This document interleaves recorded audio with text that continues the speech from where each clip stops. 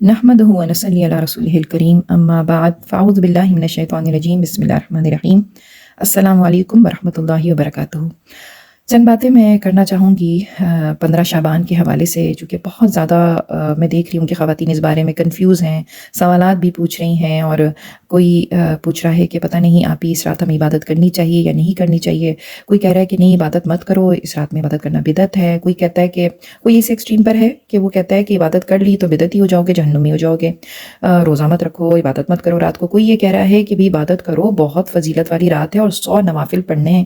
بلکہ ایک خاتون نے تو یہاں تک کہا، میں اتنا حیران ہوئی کہ ہماری ایک معلمہ ہے، ٹھیک ہے، معلمہ ہے، اور انہوں نے کہا کہ آپ 100 رکعت نفل پڑھیں اور ہر رکعت میں غالباً شاید 24 مرتبہ آپ نے سورہ اخلاص پڑھنی ہے، یہی تھا شاید۔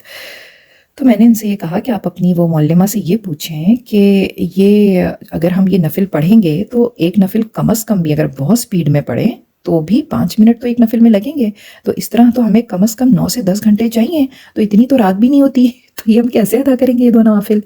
تو بس اتنی خرافات۔ اور پھر ایک طرف تو کہا جاتا ہے کہ قبرستان جاؤ ہی مت، اور دوسری طرف کہا جاتا ہے کہ یہ پورا ایک فیسٹیول اس کو بنا دیا گیا، پھر ایک عید کی شکل اختیار کر گئی یہ رات، مطلب پورے میلے ٹھیلے لگے ہوئے ہیں، لوگ تیار ہو رہے ہیں، جا رہے ہیں، پھر رت جگے ہو رہے ہیں اور پکوان بن رہے ہیں، مطلب ایک انتہا سے زیادہ جہالت کی میں کہوں گی ایکسٹریم ہے یہ، کیونکہ ہمارے ہاں لوگ ریسرچ نہیں کرتے، اس جو عمل کر رہے ہیں اس سے پہلے یہ پوچھتے ہی سوال ہی نہیں کرتے نا کہ یہ ہے کیا، یہ رات، اس کو شب برات کیوں کہا جاتا ہے، اس رات ہم یہ اتنا چراغاں کیوں کرتے ہیں، یہ پٹاخے کیوں پھوڑتے ہیں ہم، اور یہ پھلجھڑیاں کیوں جلاتے ہیں ہم، یہ سب ہم کیوں کرتے ہیں، یہ سوال ہی نہیں کرتے، نہ ہمارے بچے کرتے ہیں نہ ہمارے بڑے کرتے ہیں۔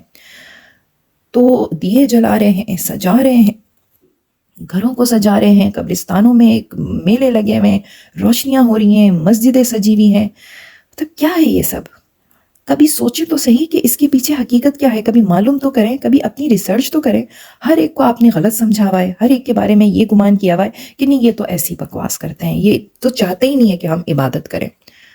آپ سے کس نے کہا کہ یہ نہیں چاہتے کہ آپ عبادت کریں؟ اور اللہ کے نبی صلی اللہ علیہ وسلم نے تو ہمیں بس 2 عیدیں بتائی ہیں، یہ تیسری عید کہاں سے آ گئی؟ اور 4 عیدیں ہو چکی ہیں اب تو، ربیع الاول میں بھی ایک عید ہوتی ہے اور اس میں بھی ایک عید ہو گئی ہے۔ تو یہ ہم اپنی مطلب یہاں تک پہنچ گئے ہیں کہ اس رات کو شب قدر بول دیا، مسجدوں میں باقاعدہ اعلانیہ طور پر یہ بتایا جا رہا ہے لوگوں کو کہ یہی اصل میں شب قدر ہے، اسی رات، یہی رات 1000 مہینوں کے برابر ہے۔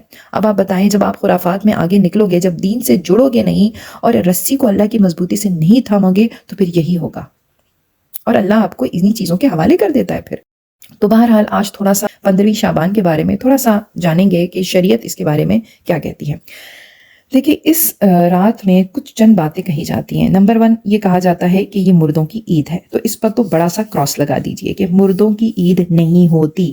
کیا اللہ کے نبی صلی اللہ علیہ وسلم نے اس کو عید کے طور پہ منایا، مردوں کی عید کے طور پہ، یا ان کی کسی حدیث سے یہ ثابت ہوتا ہے کہ انہوں نے بتایا ہو کہ یہ مردوں کی عید ہے؟ نو، بگ کراس لگا دیں، ریڈ کراس لگا دیں، بالکل بھی نہیں۔ اس کا عید سے دور دور تر کوئی تعلق نہیں ہے، اس رات کا چراغاں سے کوئی تعلق نہیں ہے، اس کا جشن سے کوئی تعلق نہیں ہے، ٹھیک ہے۔ دوسرا، اس بارے میں یہ جو پکوان پکتے ہیں، کھانے وانے بانٹے جاتے ہیں، اس کے پیچھے بھی پتہ نہیں کیا لاجک ہے، مجھے نہیں سمجھ آتی، تو اس کا بھی کوئی تعلق نہیں ہے اس رات سے۔ میرے خیال ہے شاید یہ اسی دن کے لیے کہا جاتا ہے کہ اللہ کے نبی صلی اللہ علیہ وسلم کا دندان مبارک شاید شہید ہوا تھا، اور یہ ہوا تھا، سب فضول باتیں ہیں۔ اللہ کے نبی صلی اللہ علیہ وسلم کا دندان مبارک ضرور شہید ہوا تھا، لیکن اس کا حلوہ پکانے سے کیا تعلق ہے، یہ مجھے نہیں سمجھ آتی اس کی لاجک، کہ وہ دندان مبارک شہید ہوا تھا تو انہوں نے حلوہ پکا کے کھایا تھا، تو اچھا جی، وہ انہوں نے دندان مبارک شہید کیا تو آپ نے اس واقعے میں سے حلوہ تو لے لیا، اور جس وجہ سے دندان مبارک شہید ہوا وہ آپ نے نہیں لیا۔ اس کا میں پوچھ سکتی ہوں کہ کیوں؟ کیا آپ، میرا یہ سوال ہے آپ سے کہ آپ کو پتہ ہے کہ اللہ کے نبی صلی اللہ علیہ وسلم کا دندان مبارک کیوں شہید ہوا تھا؟ کیونکہ وہ جنگ لڑ رہے تھے، وہ دین کا نفاذ کرنے کے لیے جنگ کی حالت میں تھے اس وقت۔ آپ نے کیا کیا دین کے نفاذ کے لیے؟ زندگی بھر کوئی کوشش کیا آپ نے؟ کوئی اس کے لیے، کوئی اس کا نظام قائم کرنے کے لیے، کوئی جہاد کے بارے میں کچھ سوچا آپ نے؟ کتنا جانتے ہیں آپ جہاد کے بارے میں؟ کتنا آپ نے اپنے بچوں کو، آپ خواتین سے میرا سوال ہے کہ آپ نے بچوں کو کتنا ٹرین کیا ہوا ہے اللہ کی راہ میں جہاد لڑنے کے لیے؟ آپ کے دل میں کتنی خواہش ہے کہ آپ کا بچہ اللہ کی راہ میں شہید ہو جائے، آپ کا شوہر، آپ کا بھائی، آپ کا والد، آپ کا پورا خاندان اللہ کی راہ میں شہید ہو؟ کتنی خواہش ہے آپ کے دل میں؟ رائی کے دانے کے برابر بھی ہے یہ خواہش؟ تو اللہ کے نبی صلی اللہ علیہ وسلم نے دندان مبارک شہید کیا، کس وجہ سے شہید کیا؟ کتنے لوگوں نے اپنی جانیں دیں، ان کو اس بات کا کوئی افسوس نہیں تھا کہ ان کا دندان مبارک شہید ہو گیا، وہ تو خود شہادت کے لیے خواہش کرتے تھے، شہادت کی۔ صحابہ کرام رو رو کر اللہ سے دعائیں مانگتے تھے، صحابیات رو رو کر دعائیں مانگتی تھی، اللہ میرے بچے کو شہادت دے دے، شہادت کا رتبہ دے دے ہمیں. خواہش تھی، دل سے خواہش تھی ان کی. تو یہ کیوں نہیں پتا ہمیں اس کے بارے میں؟ صرف حلوے کا پتہ چل گیا ہمیں، حلوہ بس میٹھا میٹھا کھا لے. وہ ہے نا ایک مثال کے میٹھا میٹھا ہپ ہپ اور کڑوا کڑوا تھو تھو. جو کڑواہٹ ہے، جو آپ کو مشکل لگتا ہے، وہ آپ نے اٹھا کے پھینک دیا، اور جو اچھا لگا وہ لے لیا. حلوہ پکا کر کھانا آپ کو اچھا لگا، جا کے جشن منانا قبرستانوں میں اور چراغا کرنا یہ آپ کو اچھا لگا. محرم میں کیا لے لیا؟ حلیم پکا رہے، حلیم کی دیگ پکا رہے. ارے کیوں پکا رہے ہو دیگ؟ جو پیچھے اس کے جو حضرت جو حسین رضی اللہ تعالیٰ عنہ نے جو قربانی دی، وہ کیوں دی؟ اس کے پیچھے جو پوری ہسٹری ہے وہ نہیں پڑھی کبھی آپ نے؟ اس کے پیچھے کیا ان کی نفسیات کیا تھی، ان کی زندگی کس لیول پر گزری، یہ پتہ ہے آپ کو؟ بس حلیم پکانے کے لیے تیار بیٹھے ہوئے، حلیم میں پکاؤ اور کھاؤ، مزے اڑاؤ بس. اور اس کو کیا بنا دیا؟ اس کو ربیع الاول کو کیا بنا دیا؟ اللہ کی نبی صلی اللہ علیہ وسلم کی ساری قربانیاں بھول گئے جو انہوں نے اسلام کے لیے دی.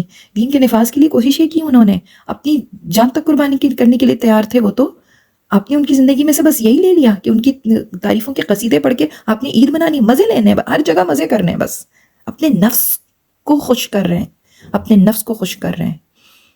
کوئی اللہ کی عبادت سے ہمیں کوئی انٹرسٹ نہیں ہے. آپ میں سے کتنے لوگوں نے یہ حدیث سنی ہوئی ہے، یہ شب برات جس کو آپ نے بنا دیا ہے 15ویں شعبان کے بارے میں؟ اللہ کے نبی صلی اللہ علیہ وسلم نے فرمایا کہ اللہ تعالیٰ نصف رات اپنی مخلوق کی طرف متوجہ ہوتا ہے اور سب کو معاف کر دیتا ہے سوائے مشرک اور کینہ رکھنے کے. ہم نے تو دلوں میں اتنے کینے پالے ہوئے ہیں لوگوں کے لیے، ہم تو رات دن شرک کر رہے ہیں. ہم نے تو اپنی ذات کو ہی اللہ کے برابر کھڑا کر دیا. ہم تو مزاروں میں جا جا کر بزرگان دین سے مانگ رہے ہیں.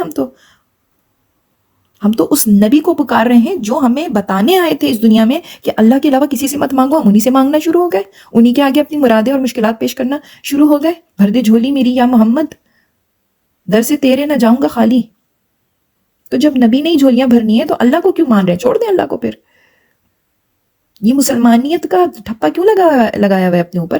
ڈکلیئر کر دیں کہ ہم ہندو ہیں. مانتے کیوں نہیں ہے کہ ہم بت پرست ہیں؟ شکر ہے کہ نعوذ باللہ یہ تو اللہ نے حفاظت کی ہوئی، نہیں یہ تو بت بھی بنا دیتے، جیسے حضرت عیسیٰ علیہ السلام کا بنا دیا انہوں نے. یہ تو بت بھی بنا دیتے نبی پاک صلی اللہ علیہ وسلم کا، نعوذ باللہ، میرے منہ میں خاک. یہ بھی کر دیتے.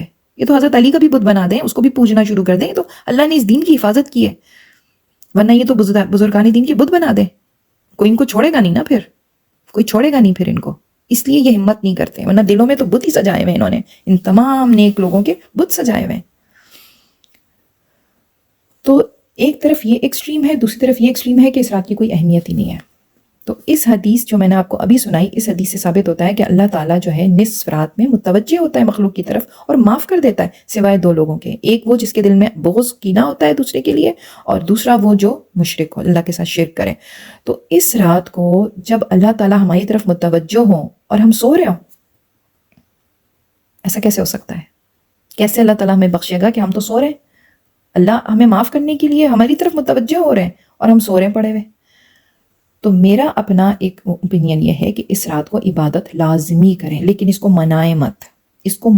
خاموشی سے اٹھیں، وضو کریں، نماز کے لیے کھڑی ہو جائیں. جتنی آسانی سے نفل پڑھ سکتی پڑھیں، اللہ سے رو رو کر اپنی گناہوں کی معافی مانگیں، کیونکہ اس رات اللہ آپ کو ضرور معاف کر دے گا. اپنے دل کو پاک کریں رات کو سونے سے پہلے، اور اللہ سے دعا کریں کہ یا اللہ میرا دل کینے سے، پوز سے پاک کر دے. اس سے رات سے پہلے اپنے لیے دعائیں کرنا شروع کر دیں. شرک سے اللہ میرے دل کو پاک کر دے.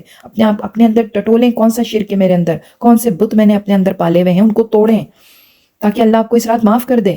یہ ہے اصل کرنے کا کام، یہ ہے جو کرنا ہے. اللہ تعالیٰ سے دعا ہے کہ اللہ تعالیٰ ہمارے دل کو بغض اور کینے سے پاک کر دے. یا اللہ ہمارے دل کو شرک سے پاک کر دے. ہمارے دل سے شرک خفی اور شرک جلی، کھلا شرک و چھپا شرک، ہر طرح کا شرک ہمارے دلوں سے نکال دے. یا اللہ ہمیں خالصتاً خود اپنی عبادت کرنے والا اور خود سے مانگنے والا، خود پر آپ پر توکل کرنے والا اور آپ سے امیدیں رکھنے والا بنا دے. یا اللہ ہمیں تیرے علاوہ کسی سے کوئی امید نہ ہو، کسی سے کوئی آسرا نہ ہو، ہم صرف تیری عبادت کریں، تجھی سے مدد مانگیں. یا اللہ ہمیں ایسا بنا دے.